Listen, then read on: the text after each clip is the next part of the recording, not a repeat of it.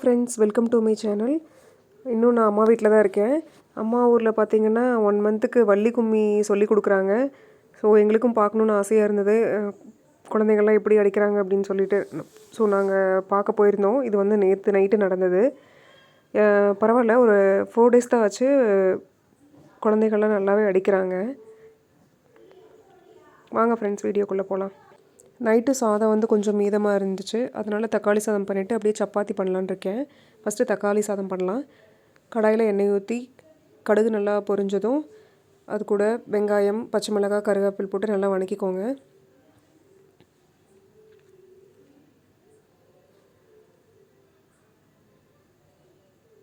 நல்லா வதங்கினதும் தக்காளி போட்டு நல்லா வதக்கிக்கோங்க. அவ்வளோதான், நல்லா வதங்கிருச்சு. இந்த ஸ்டேஜில் வந்து நம்ம வச்சுருக்க சாப்பாடை கலந்துக்கலாம்.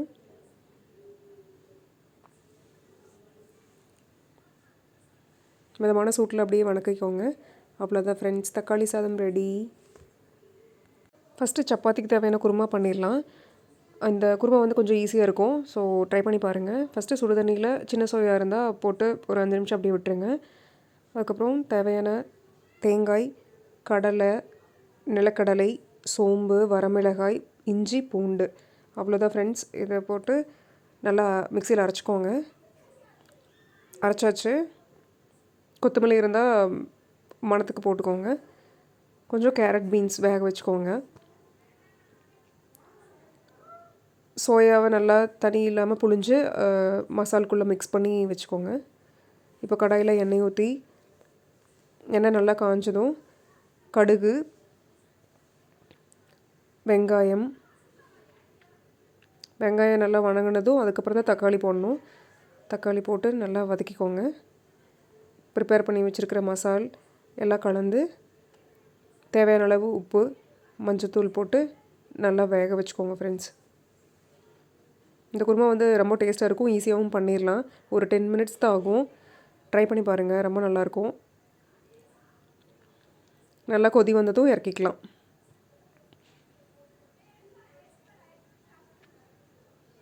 குருமா நல்லா கொதி வந்துருச்சு, இறக்கிக்கலாம். அவ்வளோதான் ஃப்ரெண்ட்ஸ். அடுத்து நம்ம சப்பாத்தி சுட போகிறோம். கல் நல்லா காஞ்சிருச்சு. எண்ணெய் கொஞ்சம் விட்டு சப்பாத்தி சுட்டுக்கலாம்.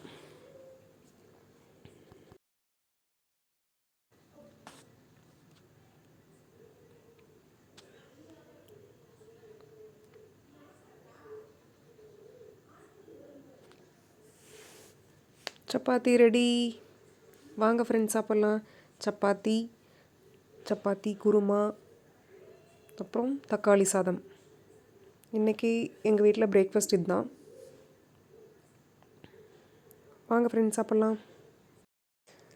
சாப்பிட்டு முடிச்சுட்டு கொஞ்சம் நேரம் பாப்பா கூட விளையாடிட்டு இருந்தோம். அந்த டைமில் பார்த்திங்கன்னா மெட்டீரியல்ஸ் கொஞ்சம் இறக்கறக்காக வந்திருந்தாங்க. சிமெண்ட் ஷீட் எடுத்துகிட்டு வந்திருந்தாங்க. ஸோ அதை வந்து சுண்ணாம்பு அடித்து வைக்க சொன்னாங்க.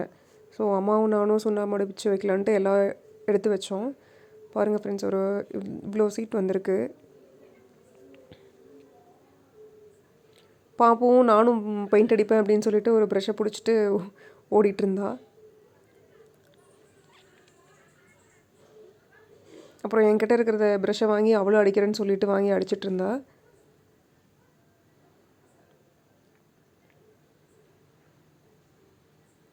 அவ்வளோதான். அந்த ஒர்க்கை முடிச்சுட்டு நானும் அம்மாவும் மதியம் சமையலுக்கு ரெடி பண்ண வந்துட்டோம். மதியம் சமையல் என்னென்னா, வெண்டைக்காய் புளிக்குழம்பு, கோவக்காய் பொரியல், ரசம் பண்ணலான்னு இருந்தோம். கோவக்காய் எல்லாம் அரிஞ்சு வச்சுட்டோம். வெங்காயம் அரிஞ்சாச்சு. ஃபஸ்ட்டு பொரியல் பண்ணிடலாம். கடாயில் தேவையான அளவு எண்ணெய் ஊற்றி கடுகு பொரிஞ்சதும் வெங்காயம்,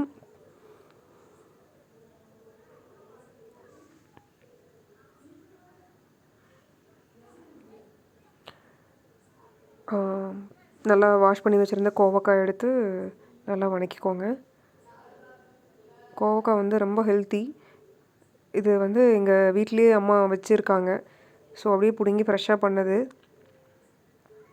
என் தங்கச்சிக்கு ரொம்ப பிடிக்கும். அதனால் அடிக்கடி இது பண்ணுவாங்க அம்மா. தேவையான அளவு உப்பு,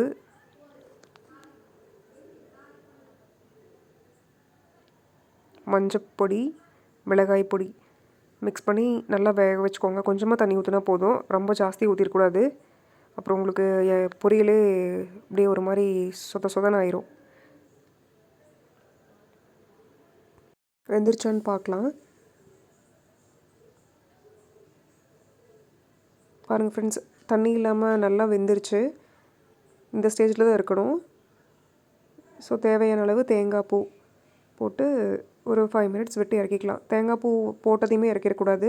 அப்புறம் உங்களுக்கு பொரியல் ஈவினிங் இறக்கில் வச்சுருந்திங்கன்னா ஒரு மாதிரி ஸ்மெல் வந்துடும். அடுத்து நம்ம ரசம் ப்ரிப்பேர் பண்ணலாம்.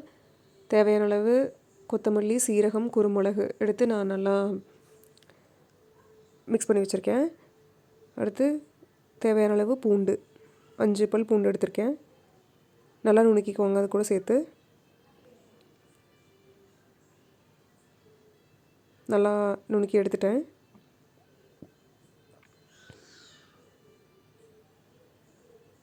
அம்மா தேவையான அளவு புளி தண்ணி கரைச்சி வச்சுருந்தாங்க. அது கூட இதை மிக்ஸ் பண்ணி கொத்தமல்லி தழை போட்டு மஞ்சள் தூள் தேவையான அளவு உப்பு போட்டு நல்லா கலந்து மிக்ஸ் பண்ணிக்கோங்க.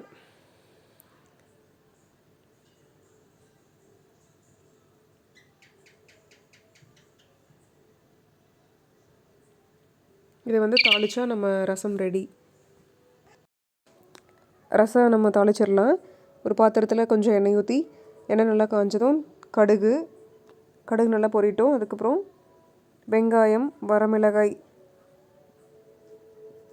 சேர்த்து நல்லா கலந்து விட்டுக்கோங்க.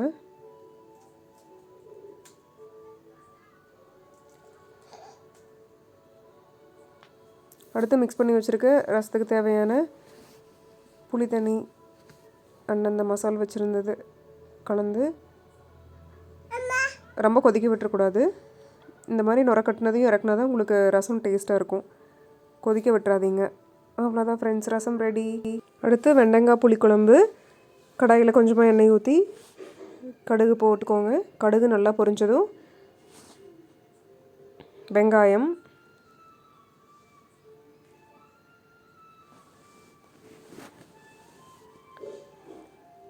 நல்லா மிக்ஸ் பண்ணிக்கோங்க. வெங்காயம் நல்லா வணங்கினதும் நம்ம வணக்கி வச்சுருக்க வெண்டங்காய், தேவையான புளி தண்ணி கொஞ்சமாக அப்புறம் தண்ணி ஊற்றி நல்லா வேக வச்சுக்கோங்க. கொதி வரணும். தேவையான அளவு உப்பு, மஞ்சப்பொடி,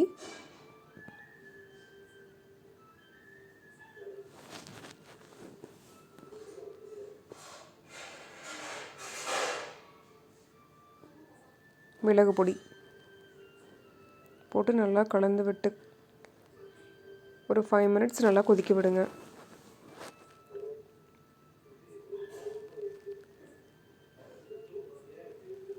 நல்லா கொதிச்சிருச்சு.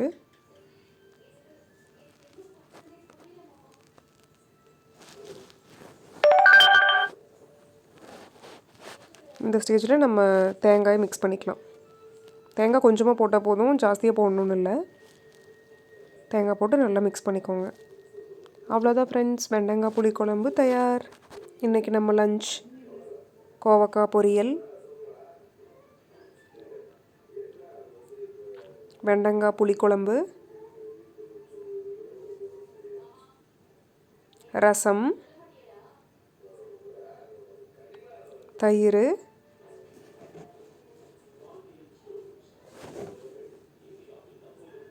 அப்புறம் சாதம். வாங்க ஃப்ரெண்ட்ஸ், சாப்பிட்லாம்.